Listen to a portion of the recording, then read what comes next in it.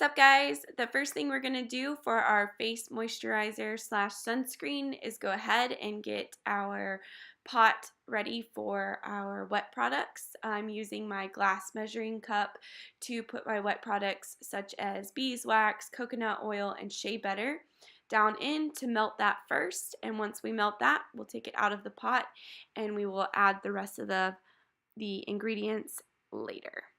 The first thing that I'm going to add is going to be 1/4 cup of beeswax. And I'm going to go ahead and put that in the glass measuring cup. And the second thing we're going to add is going to be 1/2 cup of coconut oil. We're going to add that to the beeswax as well and melt it down.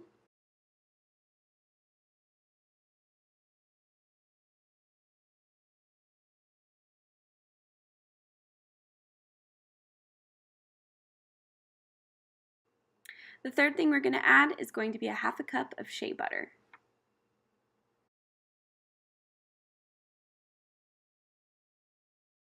So once your first 3 ingredients have melted together, go ahead and take them off of the heat source that you're using.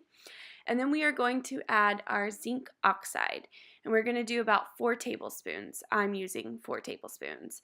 I will link below where I got my zinc oxide powder and some facts about zinc oxide and kind of how to measure your percentage of powder to get the SPF you're wanting.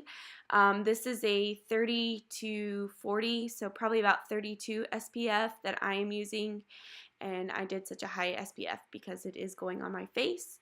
And that's usually what I use, is about 32 SPF on my face. Completely optional. I am going to put about 20 drops of essential oils into my sunscreen to add a fragrance. I use lemon because it's not a very strong fragrance and it's a very summery smell. But again, completely optional. After we have everything added to our mixture, we're going to begin to stir.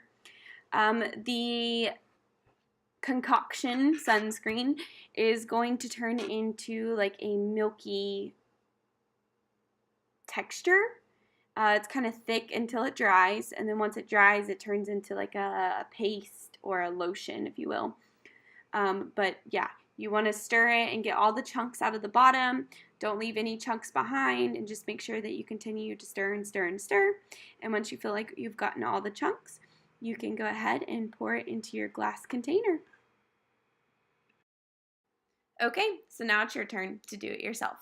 I hope you enjoyed this video, and I hope you find these DIY projects as easy as I have and you enjoy them just as much. If you did like this video, be sure to give it a thumbs up. If you want to see more videos like this, be sure to subscribe. And if you do this DIY project, be sure to share with me on Instagram of what you thought and how it worked for you. Thanks for watching.